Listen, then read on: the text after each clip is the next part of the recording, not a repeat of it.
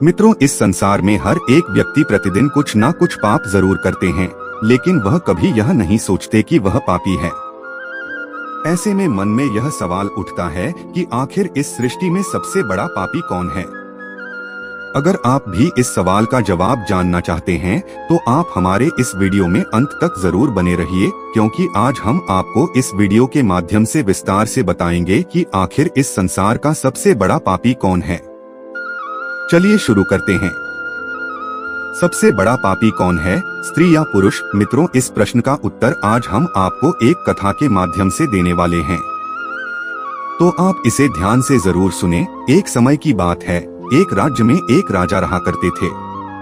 राजा और उनकी रानी दोनों ही भगवान शिव शंकर के बहुत बड़े भक्त थे।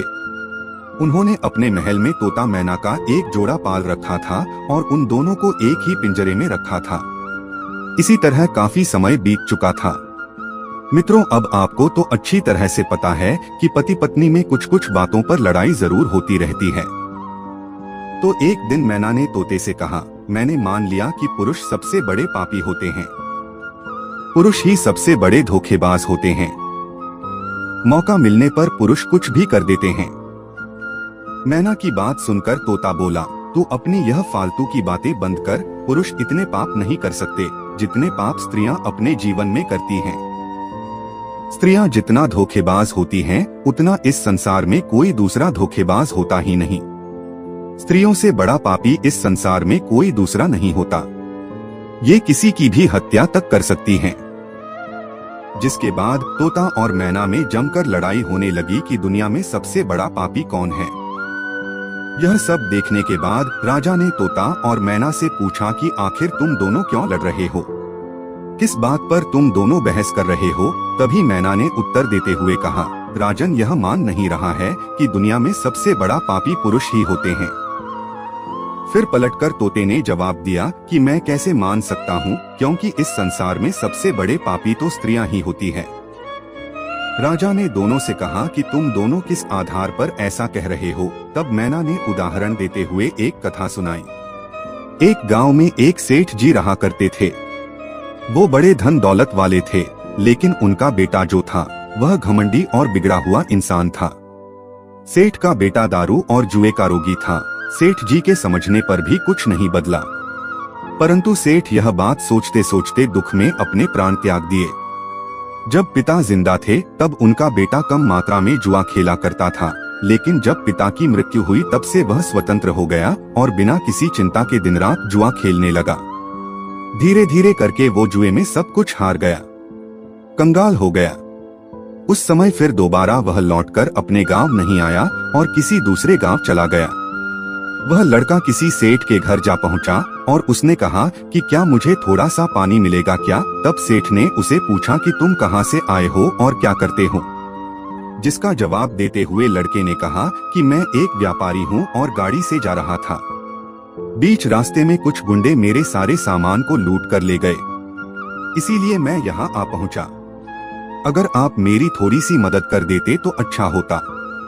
उस लड़के की झूठी कहानी सुनकर सेठ ने लड़के को सीधा साधा समझा और उस लड़के के जाल में फंस गया।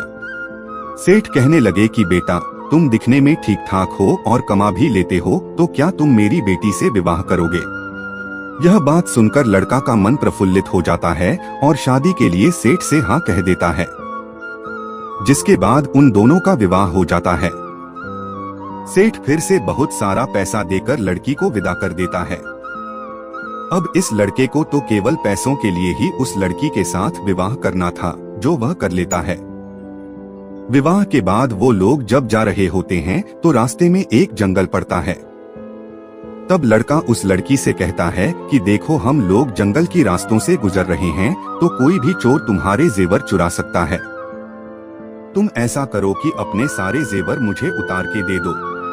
अब उसकी पत्नी ने उस पर भरोसा करके अपने सारे जेवर अपने पति को दे दिए, जिसके बाद उस लड़के ने अपनी पत्नी के सारे जेवर एक कपड़े में रखकर अपनी कमर में बांध लिया। फिर वो सभी एक पेड़ के नीचे विश्राम करने के लिए रुके।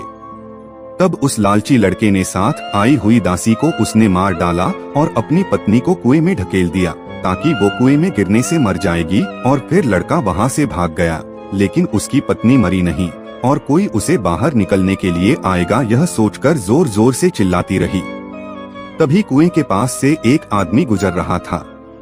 तब उसने किसी महिला की आवाज सुनी और फिर उस आदमी ने जैसे तैसे करके उस महिला को कुएं से बाहर निकाल लिया। कुएं से बाहर निकालने के बाद महिला ने सारी जानकारी उस पुरुष को दिया। फिर उस पुरुष ने महिला को अपने पिता के घर सुरक्षित पहुंचा दिया। घर पहुंचने के बाद महिला के पिता यानी सेठ जी ने पूछा, आखिर तुम्हारे साथ क्या हुआ? लेकिन वो लड़की पतिव्रता थी, इसीलिए उसने अपने पिता को सारी सच्चाई नहीं बताई और कहा कि जंगल में कुछ लुटेरे हम पर हमला कर दिए थे, जिसके कारण हमारी यह हालत हुई है। उन्होंने दासी को मार दिया, मुझे कुएं में धकेल दिया और पति का कोई पता नहीं चला।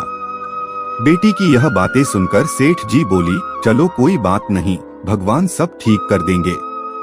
जैसे जैसे समय बीतता गया, तब कुछ दिनों बाद वह लड़का दोबारा अपने ससुराल पहुंचा और उसने सोचा कि सेठ जी से कहेगा कि वो नाना बनने वाले हैं और फिर इसके बदले में उसे बहुत सारा पैसा मिल जाएगा। लेकिन वह जैसे ही अपने ससुराल पहुंचा, उसकी मुलाकात उसकी पत्नी से हो गई, जिस पर उसकी पत्नी ने उससे कहा कि मैंने पिताजी को यह सारी बातें बताई हैं, तो आप भी यही बता देना। मित्रों कहते हैं ना कि कुत्ते की पूंछ को सीधा करने के लिए चाहे आप कुछ भी कर लो, लेकिन वह सीधा नहीं होता। उसने देखा कि उसकी पत्नी बहुत सारे जेवर पहन रखी है। तब उस लड़के ने अपनी पत्नी से कहा कि तुम आराम से सो जाओ, सुबह मैं तुम्हें अपने साथ लेकर जाऊंगा। जैसे ही रात हुई और वह लड़की सोने के लिए चली गई, तब वह लड़का अपनी पत्नी को मारकर सारा जेवर और घर का धन अपने साथ ले गया। राजा को यह सब कहानी बताने के बाद मैना ने कहा कि इसलिए मैं कहती थी कि पुरुष ही दुनिया के सबसे बड़े पापी होते हैं।